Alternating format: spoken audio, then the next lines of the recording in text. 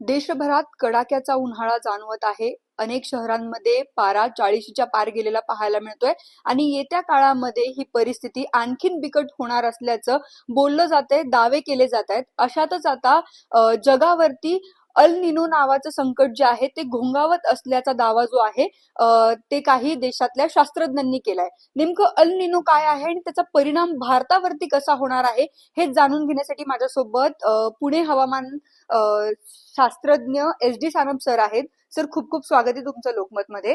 Sir, अनेक दावे जे आहेत ते अल निनो संदर्भात केले जात आहेत. नेमकं अल निनो काय आहे आणि त्याचा परिणाम भारतावरती कसा होणार आहे? ओके. एल निनो म्हणजे काय तर प्रशांत महासागराचा विषुववृत्तीय प्रदेश जो आहे पूर्वेकडचा, तिकडचं जर तापमान वाढलं आणि ते जर सरासरीपेक्षा 0.5 डिग्री सेल्सिअसनी कंटिन्युअसली 3 महिने जर असेल तर अशा परिस्थितीला आपण एल निनो परिस्थिती असं म्हणतो.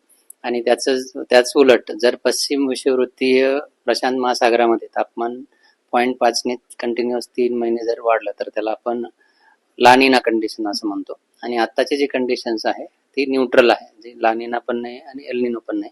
परंतु जून, जुलै आणि ऑगस्ट या 3 महिन्यांमध्ये म्हणजे मान्सूनचे जे महिने आहेत यामध्ये एल निनो सक्रिय होण्याची कंडिशन्स आहेत किंवा असं दिसतंय मॉडेल फोरकास्टमधनं. आणि ज्यावेळी एल निनो सक्रिय असतो त्यावेळी आपल्याकडं भारतामध्ये मान्सूनचा पडणारा जो पाऊस आहे तो कमी पडतो.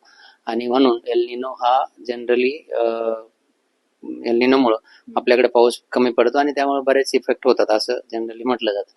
तर आता एल निनोची स्थिती न्यूट्रल आहे आणि मान्सून पिरियडमध्ये तो सक्रिय होण्याचे चान्सेस आहेत. तर एल निनोमुळे येत्या काळामध्ये, कारण आता जर आपण पाहिलं तर उन्हाळा फार जास्त वाढलाय, 40शी ओलांडली आहे अनेक शहरांमध्ये, तर दुष्काळजन्य परिस्थिती निर्माण होण्याची काही शक्यता आहे का?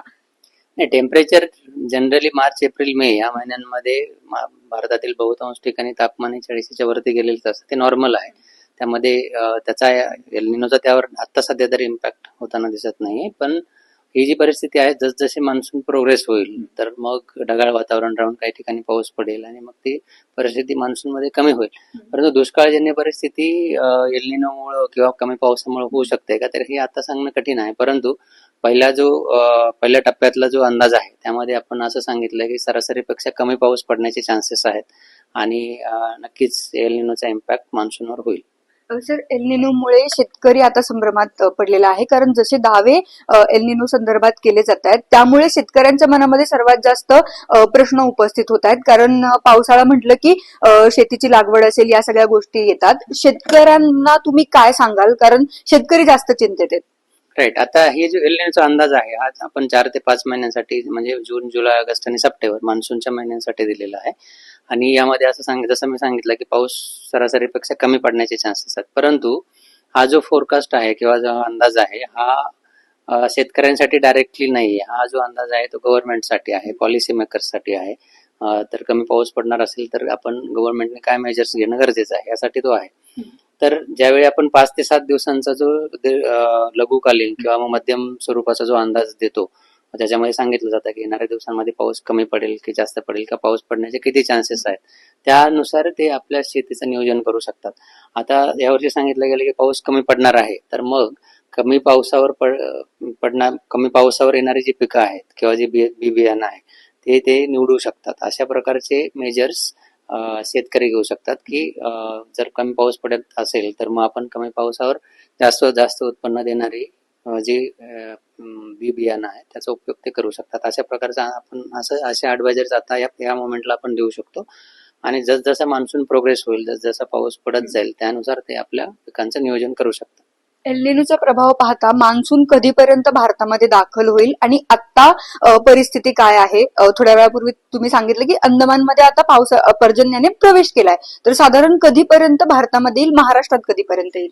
राईट. आता जनरली काय असतं की 3rd weak of May monsoon जो आहे तो अंदमानमध्ये येतो. त्यानंतर 1 जूनला तो केरळमध्ये आणि तसा प्रवास पुढे होत तो 8 ते 10 जूनच्या दरम्यान तो महाराष्ट्रातल्या बऱ्याच प्रदेशामध्ये आलेला असतो. परंतु ही सरासरी तारीख आहे. तर यावर्षीचा जर मान्सून बघाल तर तो अंदमानमध्ये काही दिवस आधी चाललेला आहे आणि केरळमध्ये तो 26 तारखेला येण्याचे चान्सेस आहेत आणि 26 पासून 4 दिवस आधी किंवा 4 दिवस नंतर, म्हणजेच तो 22 मे ला सुद्धा येऊ शकतो किंवा 30 मे पर्यंत सुद्धा येऊ शकतो केरळमध्ये.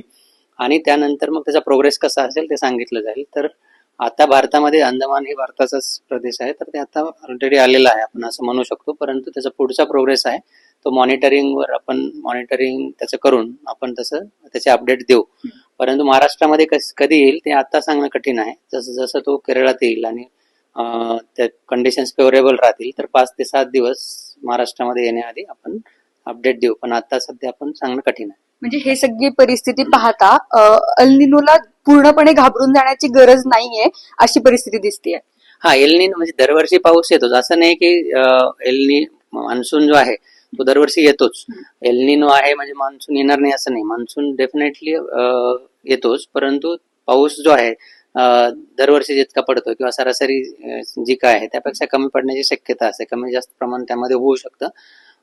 तर घाबरून जाण्याची परिस्थिती नाही असं नाही, पण जसं मी सांगितलं की उपाययोजना करणं गरजेचं आहे. कारण सरासरीपेक्षा कमी पाऊस जर पडणार असेल, फॉर एक्झाम्पल समजा मध्य महाराष्ट्रामध्ये 500 ते 600 मिलीमीटर इतका पाऊस पडतो. जर समजा तो 500च पडणार असेल त्याच्या सरासरीचा, तर नक्कीच त्याचा इम्पॅक्ट ऍग्रिकल्चर होऊ शकतो, त्यानंतर जलसाठ्यांवर होऊ शकतो, तलावातल्या पाण्यावर होऊ शकतो. बऱ्याच गोष्टी त्यावर अवलंबून आहे. त्यामुळं कमी पाऊस पडणार आहे तर त्याचा उपाययोजना करणं गरजेचं आहे. पण आता जसजसा प्रोग्रेस होईल तसं शेतकरी आणि इतर लोक जे आहेत ते त्यावर त्याच्या आपल्या उपाययोजना करू शकतात. नक्कीच एल निनोला घाबरून जाण्यासारखी परिस्थिती नाहीये. पाऊस जरी सरासरीपेक्षा कमी पडणार असला तरी देखील अगदीच पाऊस पडणार नाही अशी परिस्थिती नाहीये. त्यामुळे येत्या काळामध्ये नेमकं पाऊस कधी महाराष्ट्रामध्ये दाखवली होतो आणि त्याच्यानंतर शेती संदर्भातील काही महत्वाच्या अपडेट्स असतील त्या आम्ही तुमच्यापर्यंत पोहोचवत राहू. हवामानाचे अपडेट्स आम्ही वेळोवेळी तुमच्यापर्यंत पोहोचवतच राहू. तुर्तास इथेच थांबते. शगुफ्ता शेख, लोकमत.com, पुणे.